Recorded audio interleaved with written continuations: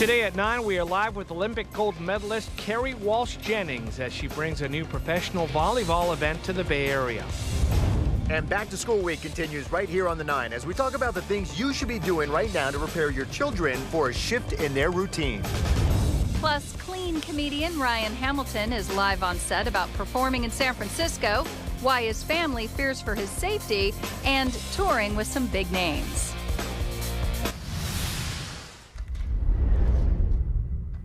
You used to call me on my cell phone. Oh yeah, a little bit of Drake here. Late night when you need my love. It's August 2nd, 2018. You are watching KTVU The 9. You haven't accidentally switched it to some R&B station. It is Drake. And used to call me on my cell phone. Big talk that cell phones are being banned at schools in France. And the question is, do you think that should happen here? We're going to talk about that. Welcome to The 9. I am Sal Castaneda, along with Mike Meebeck, and filling in for Gassia is Pam. Yes. The markets are kind of... Yeah, not down a bit, but yeah, Apple's helping tech, and on the cell phones, I will say at our middle school, your phone goes off or an alert goes off in a backpack or something, it's taken away for 2 days. Yeah, shut them down, you know, shut them down. Yeah. You know what else I can say? What's that? Football's back. Yes. That's right. The Bears and Ravens tonight. The NFL preseason. It's preseason, but it's exciting. I'm excited, yeah. So I will watch some of that game. Anyways, excited about we got a that. busy I like college newscast football, too. coming up here in the next hour, Yep. and we have to begin with the fires burning in the Golden State. The big story statewide is the 16 large fires burning across California. That, according to CAL FIRE, there are 13,000 firefighters fighting the flames on the front lines and in the air. 320,000 acres have burned. 32,000 people have been forced from their homes. The biggest fire is the Carr Fire burning near Redding. It has destroyed more than 1,000 homes. The second largest fire in California is actually two fires. They're the Ranch and River fires burning in Lake and Mendocino counties. While these fires are continuing to grow, there is good news this morning from firefighters. KTVU's Allie Rasmus here now with a look at the progress being made to contain the flames. Allie. Yeah, well, the Mendocino complex, as you mentioned, actually two separate fires burning in Mendocino and Lake counties, the River and the Ranch fires. Now, containment on both of those fires is up overnight, so that is some good news. CAL FIRE says the Ranch fire now 33% contained. Yesterday, containment was half of that. The River fire is now 50% contained compared to yesterday when it was just 38%. Now, these two fires combined have consumed more than 110,000 acres. Fires are still threatening about 12,000 homes, according to CAL FIRE. Mandatory evacuations are still in effect, but a CAL FIRE division chief says that could change in the next 24 hours. He says they're discussing the possibility of lifting some of those evacuation orders soon and doing what the division chief described as a, quote, partial repopulation. It looked good for places like Lakeport. However, along Highway 20 from Upper Lake out to Nice, they still have a lot of fire up to the north of them, up in the Mendocino National Forest. So that's the concern, as a change in wind direction. Now, if some of the evacuation orders are lifted over the next 24 hours, that notice would come from the sheriff's office, so we'll have to be on standby for that. But as you heard the division chief say, these fires continue to spread into the Mendocino National Forest. However, overnight there were cooler temperatures, humidity was up, and that definitely helped this firefight, he says. He says CAL FIRE also got some additional resources, getting help from firefighters from out of state and the National Guard. But the headline right now, containment on both the Ranch and River fires in Mendocino and Lake counties is up. Some people may be allowed to go home soon, and no additional homes or structures burned overnight. Back to you guys. All right, Allie, thank you. Several roads still closed north of Ukiah this morning, where the Eel Fire has been burning along the edge of the Mendocino National Forest. That fire did not increase in size overnight. That's a great thing. It remains at 1,000 acres. This is video shot actually by a contractor for the U.S. Forest Service. Well, the Carr Fire is still the biggest, burning near Redding. It grew overnight once again, but not as quickly as previous days. That fire has now burned 125,000 acres. It has destroyed 1,060 homes. We understand that number could go higher as they move into the burn zone. It is 35% contained.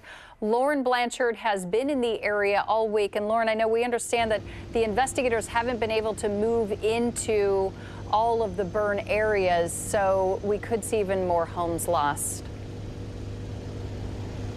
Yeah, good morning, Pam, Mike, Sal. So a little bit of good news, just looking at the numbers. So from last night to today, the incident report earlier this morning, we only saw that house number go up by 2. Now, the thing that the firefighters are watching for is the northwest area of this Carr fire. That is really going to be the most difficult area for them to tackle because of the steep terrain, those harsh, dry conditions. Plus, authorities are saying there's been a lot of wind up there. I've been talking with some of these firefighters. We've got a number of here as they're gearing up, getting ready to head out for another long day out there battling the Carr fire. They have been saying, some of these others I've been talking with, that it has been very tough up there. It's, these are harsh conditions. This fire is very erratic in the way that it burns because of the wind.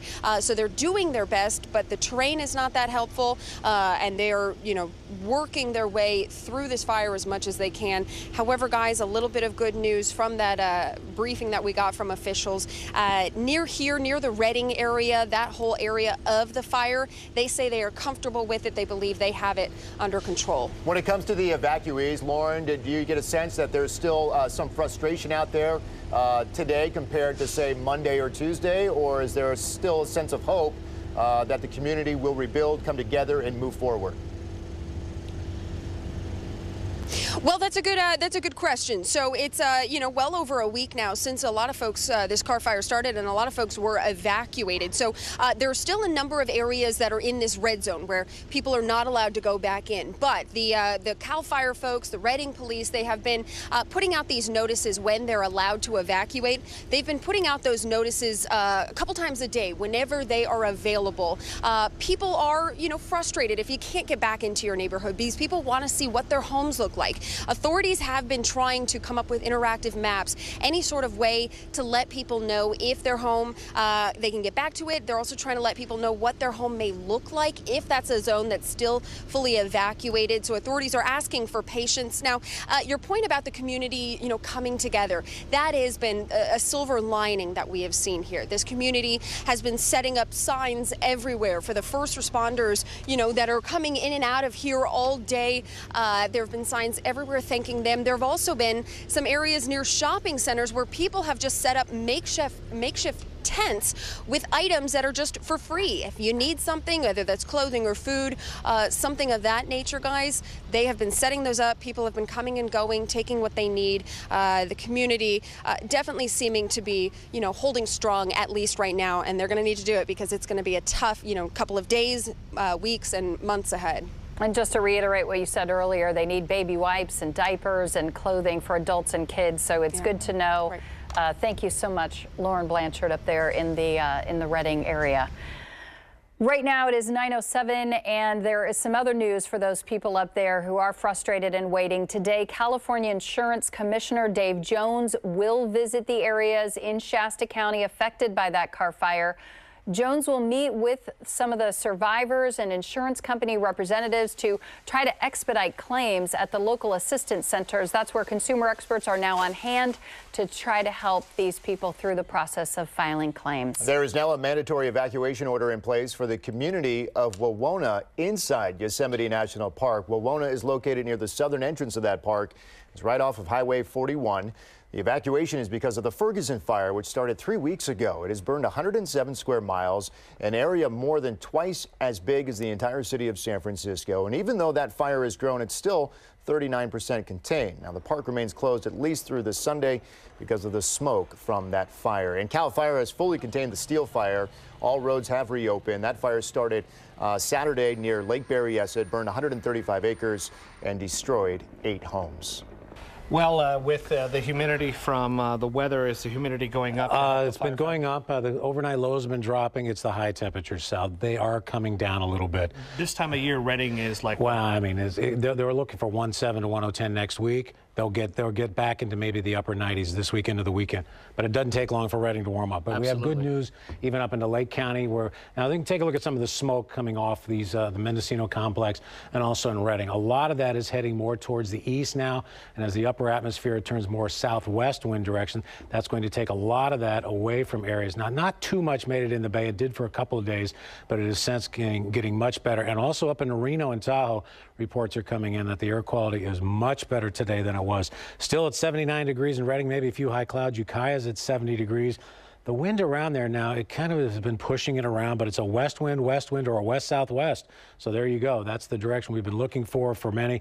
That will take that off to the east and also to the northeast. So a little bit better conditions there. And the temperatures are not as hot as fast. They're all 70s around Lake County, but again, northwest, west. Kelseyville showing a northeast, but Lake County raw is west, Lower Lake also northwest. 70s, 35%, 43%, 41%. So the humidity's helped, but again, these temps still get back into the 90s. The wind forecast does call for maybe a little bit of a direction more out of the west-southwest over the next few days, with gusts going down a little bit. But again, these can be isolated. But the good news, though, is the inland temps are coming down over the next few days. So for us, it's not a big deal, but for the firefighters, it's a huge deal. And those inland temps will drop into Sunday. After that, you guys, looks like it'll start to warm up again. All right, thank you, Steve. Starting this weekend, some DMV offices in California, including several here in the Bay Area, will be open on Saturdays. The whole point is to lessen the wait times that people have been complaining about. And KTV's Lee Martinez is live outside the Hayward office of the DMV. Lee? Yes, well, the people that we met at 5:30 who were camping outside before it opens, they have already gone through. They said their wait time was about 30 minutes still after it opened at 8 o'clock. So as for these folks that are still waiting in line, and this line wraps around the building, I really don't know what to tell them. They are still waiting to even get the tickets to tell them what queue to sit in to actually get in and get their appointment. So the average wait time we've heard is 69 minutes. So that's why we have these Saturday date appointments that are coming up. Starting this weekend, several DMV offices will be open on Saturday from 8 a.m. to 5 p.m. All services will be offered except the behind-the-wheel exams. Now, this is part of the state's attempt to decrease wait times at the DMV. When the legislature reconvenes on August 6th, one of the priorities for lawmakers is to look at the rising wait times. An audit may even be coming for DMV's management. Now, people started showing up at the Hayward DMV at 5:30 this morning when it doesn't open until 8. The long line did catch some people off guard. Oregon, you can get it right away. Like, there's no line at all. I tried to come at 7, but even at 7, there was people across the building, so it looked long. Well, I've never been here quicker than an hour, so I always prepare for that. That's where I start. Okay. I've been here before, like 3 hours. It's about the longest. Now, the following Bay Area cities will offer Saturday hours. They are Concord, El Cerrito, Hayward, Novato, Oakland, Pleasanton, Redwood City, San Francisco, San Jose, Santa Clara, Santa Rosa, and Vallejo.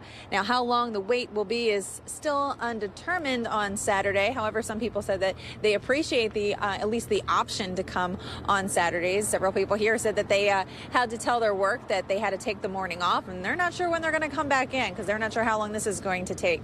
So the DMV is going to be open on Saturdays in those offices that we mentioned. However, all DMVs are still going to be closed on Sundays. In Hayward, Lee Martinez, KTVU, Fox 2 News. And speaking of long wait times, check out what's happening to tourists in Paris. The lines at the Eiffel Tower are so bad that workers have gone on strike, shutting down the iconic landmark. The workers' union and management were in talks over a new access system to different elevators at the tower. The workers say the new system is causing huge lines and leaving tourists frustrated and angry.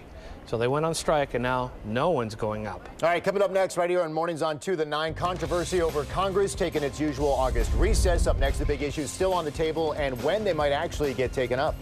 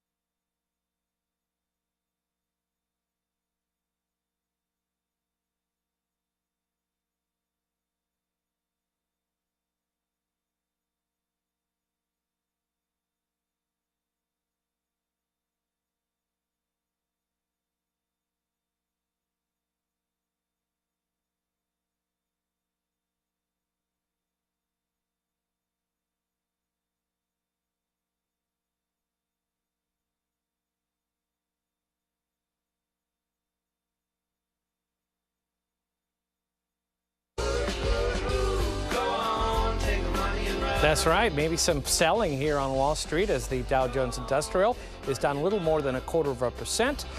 Over on the NASDAQ, it's up. Remember, Apple, that little phone company, has hit $1 trillion in market cap. We knew it would happen. It happened today. Well, the family of the 18-year-old woman who was killed at the MacArthur BART station a week and a half ago is now planning to sue BART. According to the law firm representing Nia Wilson's family, the lawsuit alleges that her deadly attack was both foreseeable and preventable. It says that John Cowell, the man accused of stabbing and killing Wilson, should never have been allowed to enter the BART system and should have been stopped at the turnstile. In addition to the attack that killed Wilson, Cowell was also charged with attempted murder, accused of stabbing one of Wilson's sisters. The lawsuit also adds that BART failed to provide riders with safety and security. A viewing for Nia Wilson is being held from 1 to 4 o'clock this afternoon at WFG Fuller Funerals in Oakland. Wilson family plans to hold the funeral service for her tomorrow at 11 o'clock in the morning at Acts Full Gospel Church, also in Oakland. Both the viewing and the funeral will be open to the public. Well, public safety continues to be a major issue in the South Bay. And earlier on Mornings on 2, San Jose Mayor Sam Liccardo said that he favors a $750 million bond measure. It would raise money for roads, affordable housing, and public safety projects. We've got a lot of work to do in this city, as every city does, dealing with crumbling infrastructure. And this is infrastructure we've neglected for decades, and we need to invest today because we know for every dollar we fail to invest today, it gets much more expensive tomorrow. The bond measure would go before the City Council next Tuesday to determine whether or not it will go on the November ballot. Well, we have an update on the effort to allow undocumented immigrants to vote in San Francisco school board elections this November. According to new numbers, just one non-citizen is registered to vote. 2016's voter-approved Proposition N allows non-citizens living in San Francisco with school-age children to vote for school board members. The deadline to register for this November's election is October 22nd. According to the Examiner, the Board of Supervisors secured $375,000 in funding to help educate non-citizen parents on their right to vote. All right, it's summer vacation time at the nation's capital. Lawmakers are headed out of town with a lot of work left to do. Chad Pergram has a story from Washington. Remember when Mitch McConnell said this? As you may have heard, I've canceled the August recess. We have a lot of important work to do as a result of unprecedented obstruction. Well, that's not really the case. Capitol Hill is starting to empty out. House members aren't returning to Washington until September, and most senators abandoned Washington Wednesday afternoon. The Senate was supposed to meet today, but that's no longer happening. The next substantive session will be on August 15th. That's when there's an evening vote scheduled to end debate on a circuit court judge. Lawmakers heading out of town with a lot of issues left to tackle. Among them, immigration, government funding, and more tax reform.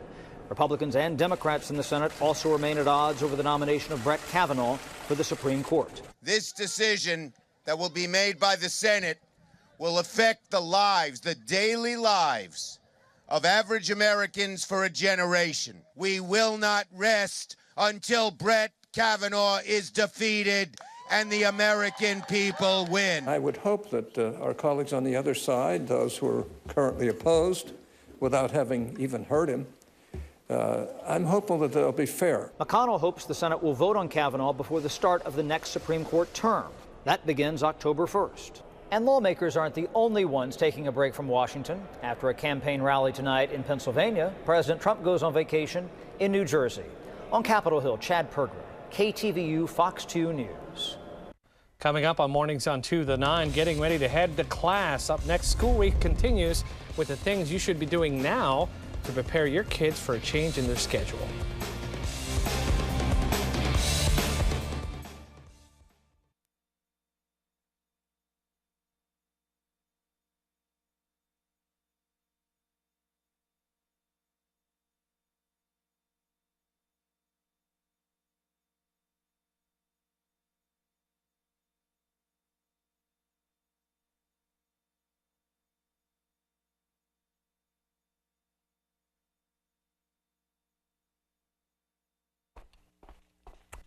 Hi, how are you guys?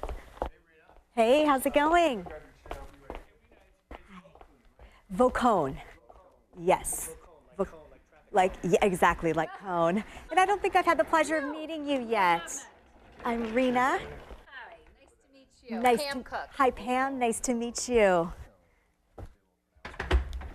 I'll grab a box. You can put the mic down. Okay, perfect. Oh, can I give you this for pictures? Sure. Thank you. How are you all doing? Yeah, it's been a good summer, you know. Oh, good. You likewise, yeah. Busy with the kids, you're saying? Yeah, busy with the kids, and we're going up to Tahoe next week. Oh, Tahoe in the summer is my favorite. I love Tahoe in the summer. It's kind of a tradition we do with a bunch of families. Oh, good. I'm going to raise your chair. Go for it. Yes, I'm a shorty, so do what you need to do. Me too.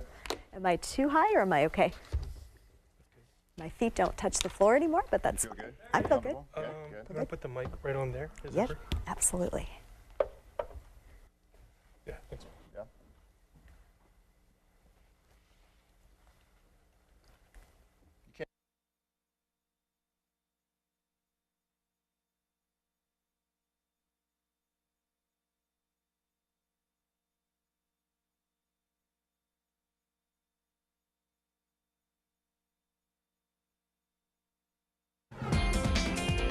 All right, welcome back. According to Johns Hopkins All Children's Hospital, children need enough sleep to help with their attention span, their memory, and overall physical and mental well-being. Yeah, we do too. And with summer vacation winding down, now's the time to start getting your child to bed early and back on a routine. For some tips on how to manage this, we're joined by Rena Volcone, founder of Passion Fit.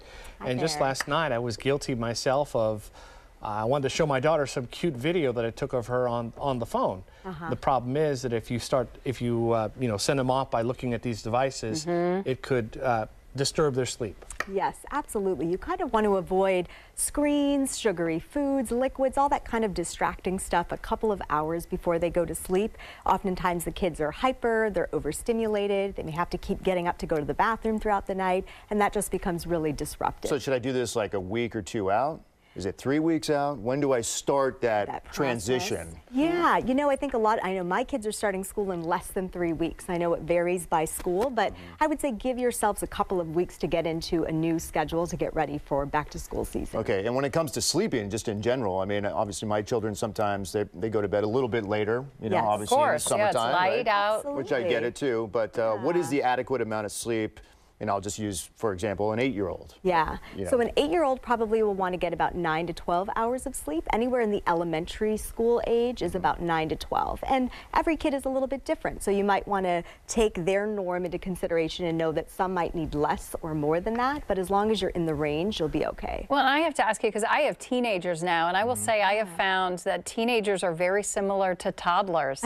They need to go back into a routine and calm down, and they're more likely to be on these electronics, but it's harder to kind of get them to sleep earlier and on a routine. Recommendations? It is harder, yeah. The teenagers usually need about 8 to 10 hours of sleep, but yeah, breaking them free from those screens can be difficult, but I would say just, keep articulating to them why it's so important to get back into that schedule so that they'll be better prepared for school, they'll be able to, function better and be more alert. And just little by little, right? It doesn't have to all be overnight. Maybe that's why we do it a couple of weeks in advance. Baby steps. Baby steps. When does it start switching over? Little kids, they tend to not have too much trouble getting up early, maybe a little bit, but teenagers really do. Right. And teenagers like to stay up late. Yeah. When does that start changing? 8, 10, 12? Yeah, I would say so. My boys are 7 and 10, and I'm starting to see it with my 10-year-old, where he just wants to go to bed later than his brother. So I do think as they start to get into those teen years, they're wanting to go to sleep later. But these are the years where they're growing, so they actually need more sleep. So that's where it's so important. It doesn't just benefit them, physically, but I mean also health-wise. I mean, I guess I should say it is all physical, but mental, but also physical. Physical and mental, right? It can prevent things like depression, diabetes, heart disease, obesity. These are all risks of not getting enough sleep consistently. You know what I get? You know what I get over the summer? It's like, I don't need to shower tonight, Dad. I don't need it. It's summertime. I don't need to do it. I was in the pool. I got all this chlorine in me. I can sleep with. But you got to shut it down. You got to shut it down and maybe start some of those rituals like the showers and bath times and brushing the teeth maybe about an hour before bed, because it's so hard to make that transition. It's interesting you say no milk. I understand no juice. Juice has sugar. No milk. Before bed? Before bed. That gives them energy, you say? So it's more for the younger children, right, where you just don't want them to be drinking liquids right before they go to bed, because then they're going to have to keep waking up and it's going to be disruptive to their sleep. Any other ideas, though, about maybe some good foods to eat later in the day, because they do tend to, I'm hungry, you don't want them to Gummy go to bed bears. hungry. Yeah, so not gummy bears, I'm thinking. Yeah, some, lower sugar foods. The milk is probably fine, again, if it's a few hours before bedtime, because milk, especially warm milk, can be very calming for kids. So it's finding things that, again, that don't have a lot of sugar and that are calming for the body and the mind. And grab a good book, right? So you start reading, just like I usually read a little bit before I go to bed. It just makes my eyes a little tired. Yeah. Fall asleep more, so start pulling out the books again. Exactly. Just like adults, reading really helps to calm and relax your mind. And a lot of kids have summer reading lists, so what a great way to get through those lists. Take 20 minutes before bed and read, and they'll hopefully sleep much better. Got it. Rena Vocone, founder of Passion Fit. Thanks for coming back. Thanks for having me. Great to see you all. All right. Coming up next, right here on Mornings on 2 to the 9, we're live in studio with Kerri Walsh Jennings. Up next, we talk with the Olympic gold medalist about the new professional volleyball event series that she's bringing to the Bay Area and beyond.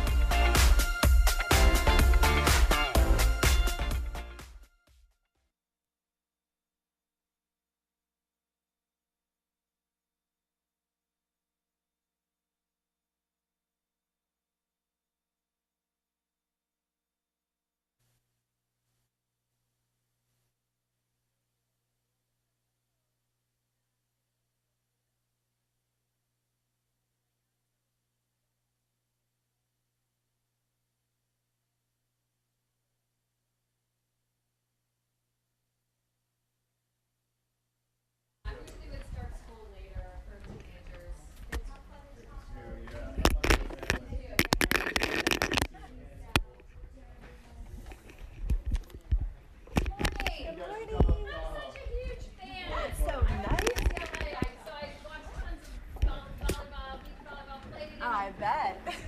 Yeah, it's a lifestyle down there. It's such a great sport, just showing how strong It's so fun. I'm glad you're not a Trojan. We can hang out. Pocket or anything that you can put this into? All right. We could also hang it like on a box. Is that okay right there? Yeah, that's fine. And so you can put it under your shirt and then I'll have you put it. automatic. Okay, thank you. Terrible cover. No worries. Should be good to go. And do you mind if I tuck your necklace back in? Okay. So it doesn't bang against it. All right. Thank you, sir. Thank you. Okay. Can you do a quick mic check? Hi, Kerri Walsh Jennings. August 2nd, P1440 event series. 30. Good? We're good? We're going to sit you down in a different segment here. Oh, got it. Yeah. Okay. Thanks for being ready to go. Conflicting messages.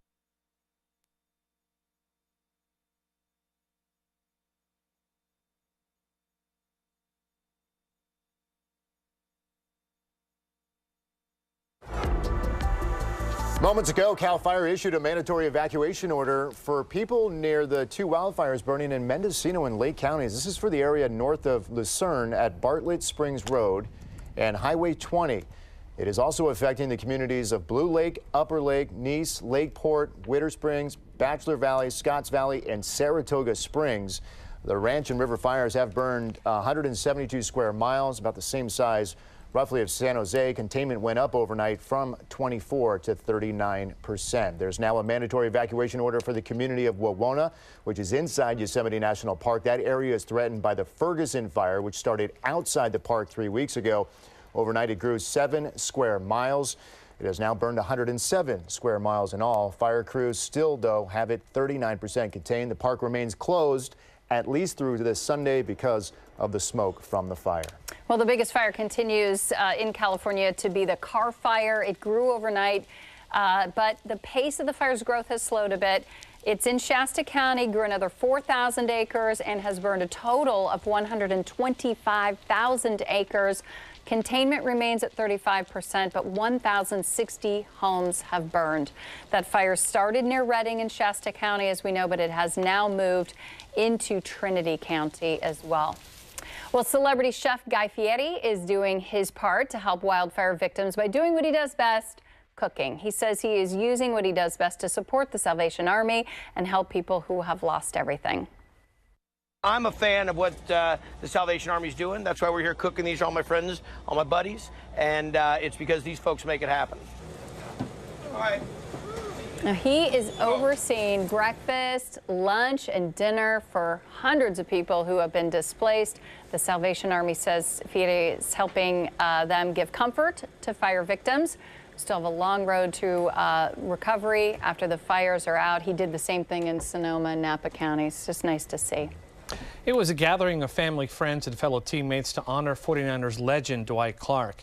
KTVU's Rob Roth was also there, and he shares details of what those closest to him were saying. On this great day here at Grace Cathedral in San Francisco, former 49er teammates, including Ronnie Lott, coaches, family, and friends gathered to remember Dwight Clark, a football legend who always considered himself just a regular guy. He had great charisma, good looks, and that southern draw. He could charm anyone. People loved being around him, and he loved being around them. Dwight Clark became beloved in the Bay Area for doing this. His iconic, soaring, championship-winning touchdown reception from Joe Montana seared his status as a true football hero. That play is known simply as the catch. He always would say to me, though, is, you know, they don't call it the throw. But while the catch may have defined him to fans, those who knew Clark say it did not come close to defining who he was as a person. Dwight Clark was loyal to every single person he knew. If you met him once, you felt you had known him your entire life. One of his biggest fans was his young niece. The most important words he said to me were when he asked me if I knew what humble meant. I would say yes. He was kind of more of a fourth kid rather than, dad, but that was the best part. But Clark's charmed life took a tragic turn. He was diagnosed with ALS, Lou Gehrig's disease. The 49ers honored him at halftime of a game last fall, his final farewell to fans. I sit there and I watched, my ex-teammate and friend kind of dwindle away and become a shadow of himself. ALS took so much from Dwight, but it couldn't break his spirit. In a moving moment toward the end of Wednesday's celebration, his former teammates and coaches lined up side by side in tribute. The impact that a life well lived can have on so many people, and even in a business that is as rough and tough and cutthroat as professional football, it just, I think, speaks to the man that he was off the field. The illness took Dwight Clark's life about 2 months ago in Montana. He was 61. How many of us can say that our best moments were as magnificent as his? In San Francisco, Rob Roth, KTVU, Fox 2 News. Oh, he will be missed. The line from Joe Montana there inside Grace Cathedral, right, where he says, Joe, they don't call it the throw. Right. But what wasn't in that, what he said after that was pretty moving. It was like, I'll catch you, on the other side. And we were just discussing, he came in here, so the nicest man you'll ever meet. Yeah. Seriously. He came in and he watched the show. He likes us. We liked him.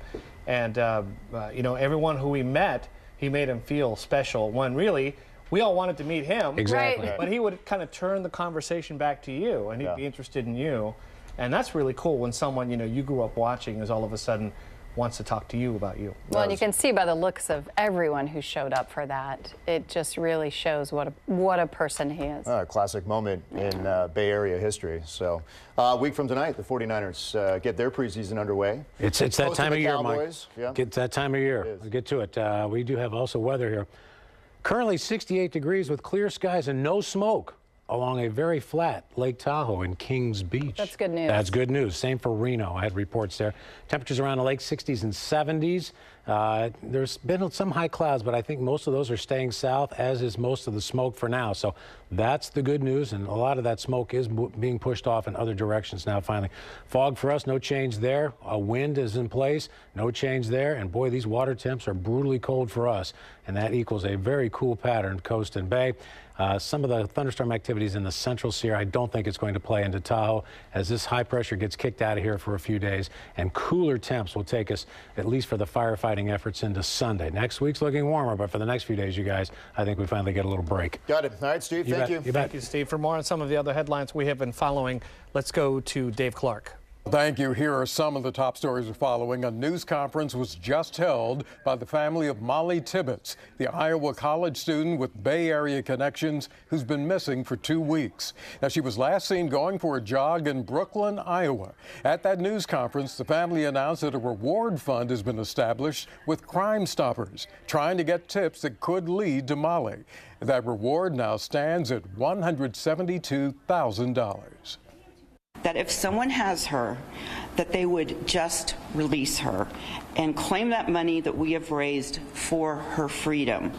This is going to be solved by someone coming forward with information, either information that they think is trivial and not worth sharing, or information they think is going to implicate a loved one or a friend, and they're afraid of doing that. The Crime Stopper says anyone who calls the tip line can stay anonymous. When she was younger, Molly Tibbetts attended elementary school in Piedmont. Well, 2 Oakland police officers were hurt in a crash early this morning. They're recovering now after a robbery suspect crashed into the police car at 9th Avenue and East 12th Street. It happened about 1:30 this morning. Police spotted a car that might be connected to several armed robberies. 2 people in that suspect car were arrested. Police say a loaded gun was recovered. Both police officers, the suspect, and a passenger were taken to a hospital. They're all expected to be okay. And that's a look at some of the top stories we're working on.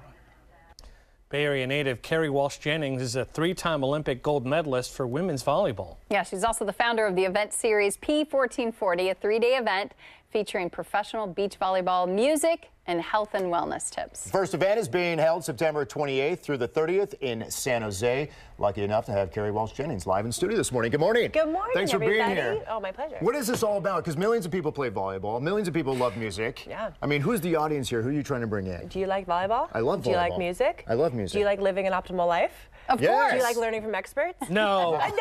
Get that. Sal's out. No. We're Do you like being the Everything. expert? You know, the impetus behind this is, I love my sport so much, and Right. I want to leave this sport when I retire after winning gold in Tokyo 2020 Yes. better than it's ever been. If I were to retire today, that couldn't happen. So we want to elevate the sport. We also want to elevate the lifestyle, which is all about optimization, performance, you know, feeling good in our bodies. You know, we were given these beautiful bodies. We need to train it. We want to feel good in our bodies, no matter if we're sitting behind a desk or performing as an athlete. And so basically, we want to be a resource-centered community that inspires people to live each of their 1,440 minutes in the day with, you know, mindfully and with purpose. You only get 1,440 minutes. That's not that much. And you're talking about everyone out there. You're not just talking about professional players and athletes who maybe just, you want everyone to live with that motto. Absolutely. You know, the time is precious. Our power is right in this moment. It's not 5 minutes ago. It's not 10 minutes from now. It's right now. We can't control the past or the, you know, the future.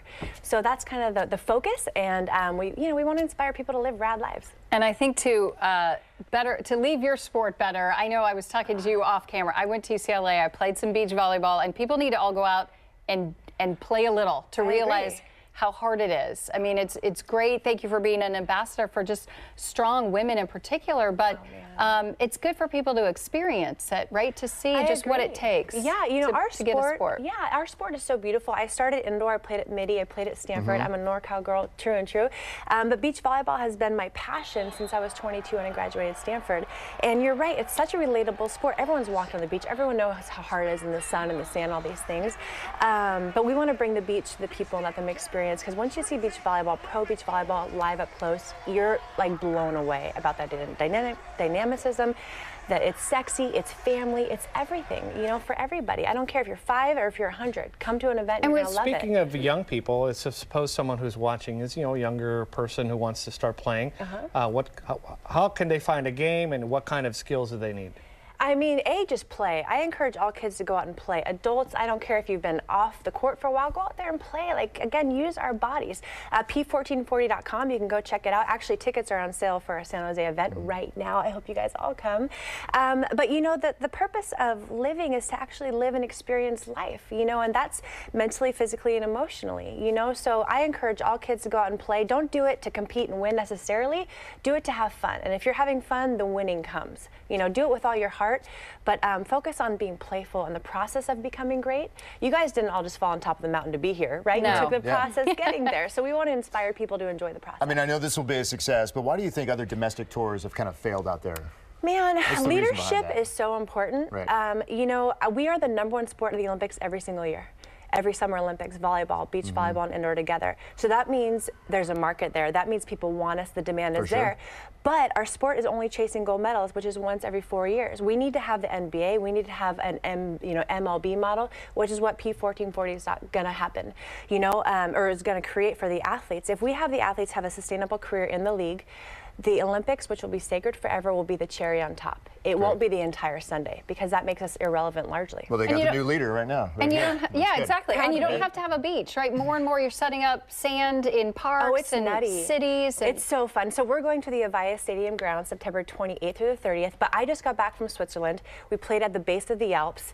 You know, we're in this little village, cobblestone streets. It's incredible. Beach volleyball is the most accessible, most family-friendly sport ever, and we can come to you. It's pretty So fantastic. I know you went to Minnie and you played on the court, but where did you first play on a beach? You Where did you know, learn beach volleyball? Well, I grew up in Scotts Valley near Santa Cruz, and I would consciously avoid the sand and playing because my ego as a 10, 15-year-old wouldn't allow me to be uncomfortable. So it took me to be 22 years old, finish Stanford. After Stanford, After Stanford, Misty May, best of all time, was looking for a partner, and I had to suck up my ego. I had to look in the mirror, put on my big girl pants, and go and try out. Yeah, and I was horrible. I was so bad. However, I was committed, and I worked through it. And Misty was pretty good. Well, I'm still working. You know, I have better in me, and that's why I'm still going. But you know, so I'm on a parallel path. P1440.com, labor of love. I want to elevate the game, but I want to win a gold medal in Tokyo 2020. You know, that bronze in Rio. I'm motivated. How are you feeling? I know you got injured. I feel You're better. okay? I feel fixed. I feel like the best is yet to come. All right, the money's on you. Thank you. In You're a 2020. smart man. I love it. Shake All on right, we've that. actually put more information for you about P1440, including how to get tickets, on our website at KTVU.com. Look for it in the web link section right there under the Mornings on 2 tab. Also find it on the KTVU mobile app. Congratulations again, Carrie. Good luck with everything. Thank you so much. And thanks for coming in. Coming up next right here on Mornings on 2 to 9, a new version of the Titanic musical, making a splash near Atlanta in more ways than one. Coming up, the production that is literally sinking every night. And he's a comedian with a clean act. Up next, we are live with Ryan Hamilton as he gets ready to perform at Cobb's Comedy Club in San Francisco.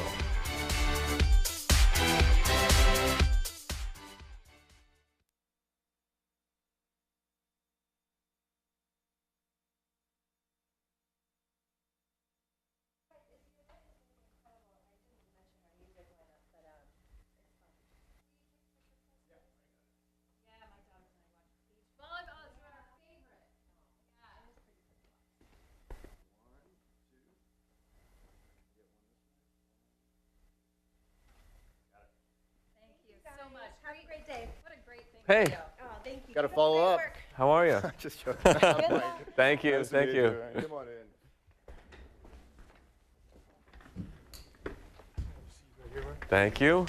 Isn't that the worst when you're on stage and like someone like just kills it and you're like, God, I gotta follow this guy? Oh, yeah, she Did that was happen great. on The Last Comic Standing at all? Or is it so like? Yeah, that happens. Yeah. Yeah, that happens. Sure. You're just standing back there going, oh, what? Why? Why me? Yes. I There we always. go. They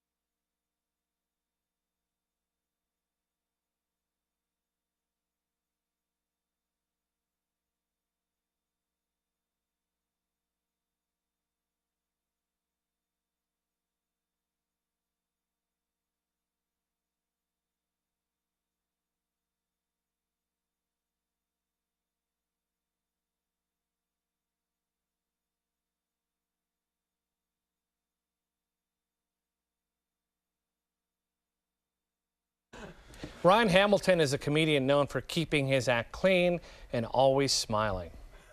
Where do you want to begin? Should we start with my face? I look really happy all the time. I can't just show up at a funeral, you know? I'm so sorry for your loss. Well, tonight through Saturday, he is performing at Cobb's Comedy Club in San Francisco. And this morning, he joins us live here on the set.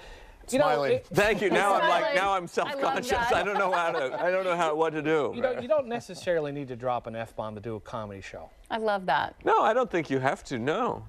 You just need to be who you are, I think. And that's kind of how it comes out for me. Have you always been yourself growing up? I try to, yeah. I mean, I always got to be authentic, and being that person on stage that's the most important thing, whoever you are, you know? There's great comedy all across the spectrum, but it just comes out that way for me. And what was the moment where you thought, I'm going to do this for a living, or did your family say, well, you're not that funny? People who grew up with me are shocked that I'm a stand-up comedian. I was very quiet, shy. Idaho, I still am. Right? Yes, I'm from Idaho. How many comedians come out of Idaho? Oh yeah, that's a big, it's a big farm community for comedians. Yeah. No, I didn't know anybody who did anything in showbiz or acting or anything like that. But I just loved it. I don't know why. I started as a journalist, actually, and was doing stuff around that. And I don't know. I had a little column in the newspaper when I was like 15 years old. You can do that in Idaho. Mm-hmm. And yeah, but I'm from there. I grew up there. I love it. And I live in New York now. And smooth transition. So being a comedian is about writing, is it not? I mean, you have to think about material and then put it down and then try it out. And when did you decide from journalism to comedy? Hey, you know what? I could turn this. I could do this. You just get on stage and figure it out. That's like it. You went to a drop-in night with open mic or something like that? Yeah, I just called up a comedy club and they said, yeah, come on in. And I did. They gave me 5 minutes, which was kind of unheard of. I don't know why they did that, but they did it. And then I just started coming back and coming back and coming back. And it's just about getting on stage 1,000 times. And I'm going to do it 3 more times here in San Francisco. Yeah, have you ever been in the Bay Area? I have been. Yeah. I've done corporate events a couple of times. Okay. But this is my first actual public headlining show in San Francisco. Congratulations. Which is so strange. Cobb's is a big deal. Yeah, it's great. A lot of history. I've been wanting to come to this market for a long time. I've been on the road for like 10 years doing comedy, so it's kind of. So you've been out there with Seinfeld, I read. So what do you learn? What does Jerry teach you, if anything? I don't know. Or what do you seek from them, people like Seinfeld? Well, he teaches me a lot. Just with. Not actual sit down, let's have a comedy lesson, but I watch every show. Observe. But we do talk about comedy a lot too, and I've watched him my whole life, so to be able to open for him is just this amazing experience.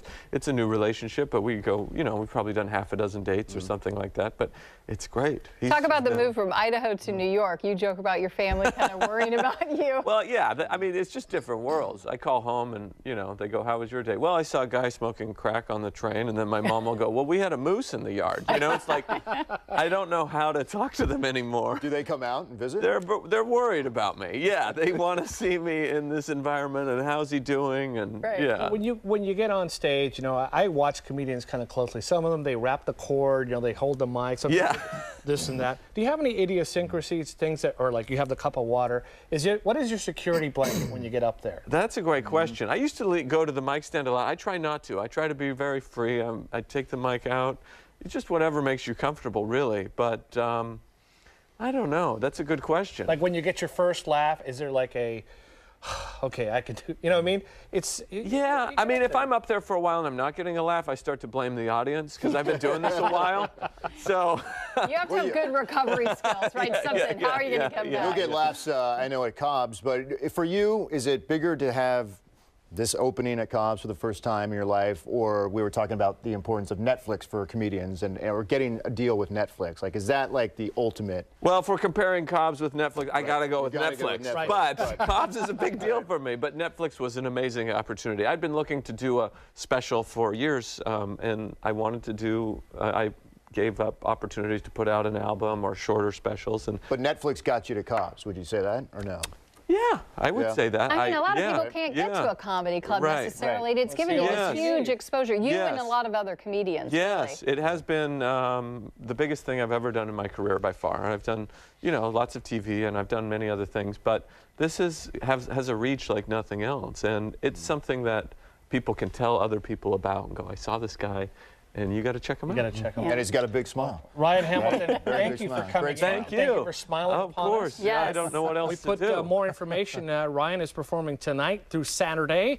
We have more information on KTVU.com. You can look for it under the web link section, right there under the Mornings on 2 tab. You can also find it on our mobile app. Thanks again, sir. Thank you. We'll be right Appreciate back it. with Thank you very Mornings much. on 2. Thank you. Smiling. Thank you. Thanks, guys. That was fun. It's rare to do.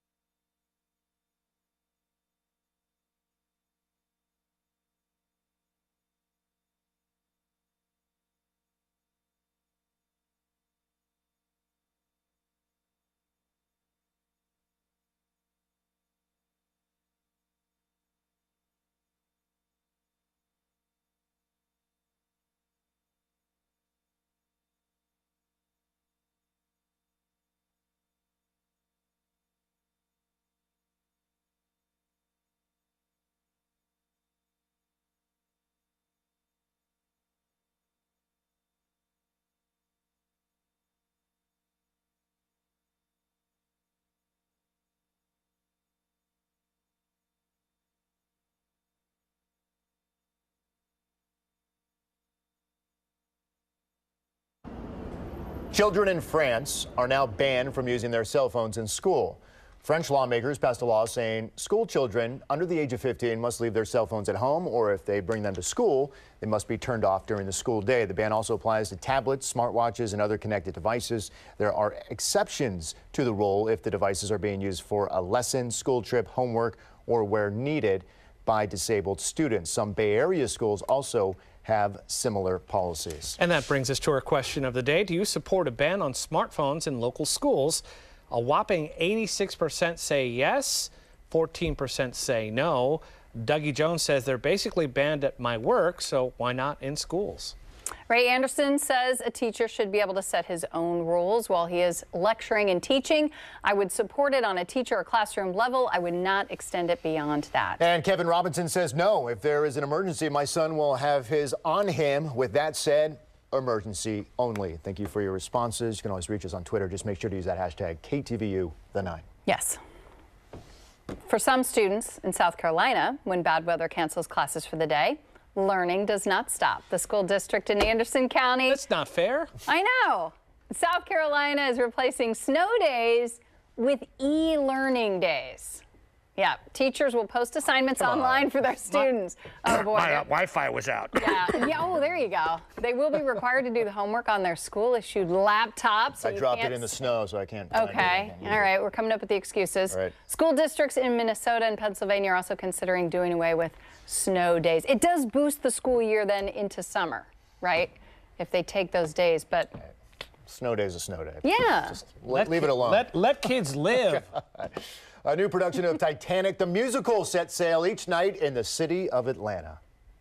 We said we're building an architectural version of Titanic and we're going to sink it. And then from there, we figured it out. All right, this version is much more unique than the Broadway play that opened more than 20 years ago. This new musical is not being performed inside a theater, but rather on a lake.